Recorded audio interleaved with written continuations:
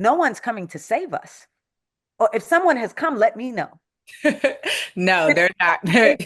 You're coming to save us, okay?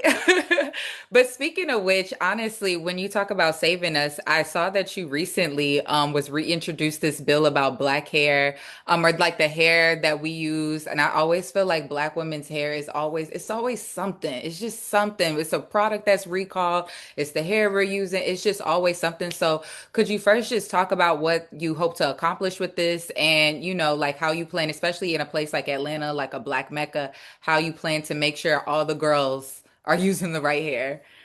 Well, yeah, I have to tell you a story to tell you the why for me, but you're talking about HR 952. It's a resolution I proposed to do a study committee on the connectivity between straightening products, hair straightening products, and at this moment, breast cancer. My intention is to extend the study to include female malignancies writ large, which would include fibroids, breast cancer, and uterine cancer.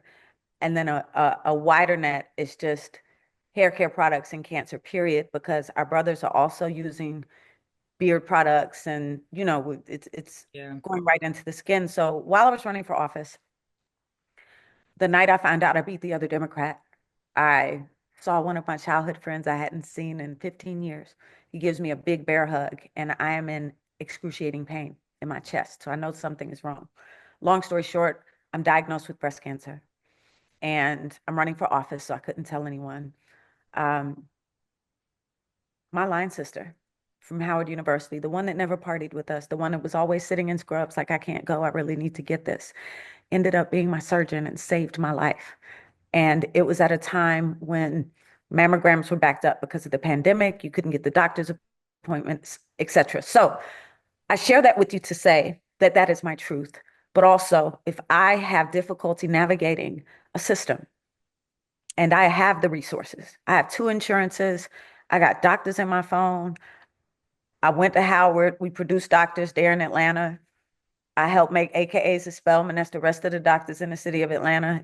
So like I have the resources, and it was a hurdle for me. And I didn't have the cancer gene, so it was an inexplicable tumor that did not go through my lymph nodes, extremely rare.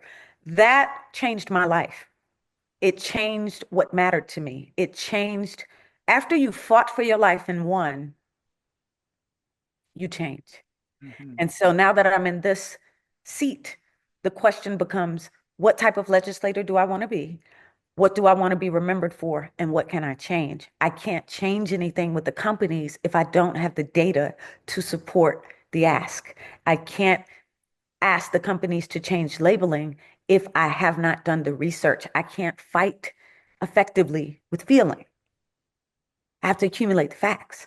And so, what the study committee would do is allow me to bring in toxicologists, allow me to bring in, doctors, survivors like myself, all of the things, and ask the question, why do 9 out of 10 Black women suffer from fibroids? Why? Whether it was your mother, sister, grandmother, me, you, whatever, with no explanation. Now, those are typically benign, non-cancerous. But I have a childhood girlfriend right now who thought it was a fibroid. It was a malignant uterine tumor. And so now what has emerged is hair care products. There are two lawsuits in the Georgia Supreme Court. Some of these companies are headquartered in Georgia, and braiding hair, synthetic hair specifically, having chemicals that cause cancer in them. There's no labeling on it. We get braids, we wear them for 3, 4 months. I'm trying to figure out what I'm doing for summer right now because I got to go on vacation. And showing the community and inviting them in to say, we are utilizing products that are harmful, and these are the adjustments we need to make. Does that go all the way back to childhood? Probably, right? But if you can't give me an explanation for a diagnosis and you tell me that it's supposed to be 1 in 8 women get breast cancer, but I know far more than that in Atlanta.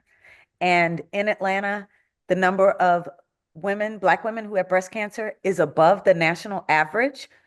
I have more questions than answers. And so, what I hope to do is shed light on the issue, right?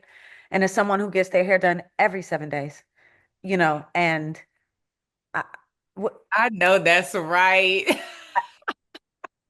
right? Like this is something that's a part of my self-care, or so Yeah. I thought. And then I get diagnosed. I have to go through a mastectomy. I have to go through radiation. I have to go through recovery in solitude because I'm don't want people to think I'm ill-equipped to run for office. And I don't want anybody else to have to go through that without an explanation, especially if they can shift everyday behaviors, and especially if it turns out that some of this is preventive. So it's exploratory research with experts of space to better inform what we should be doing legislatively. And whether that is the FDA at the federal level or labeling and consumer affairs is a committee I sit on at the state level, just to be able to come in that equipped and ready to go with facts as opposed to just emotion. Emotion doesn't move the needle, not in this place.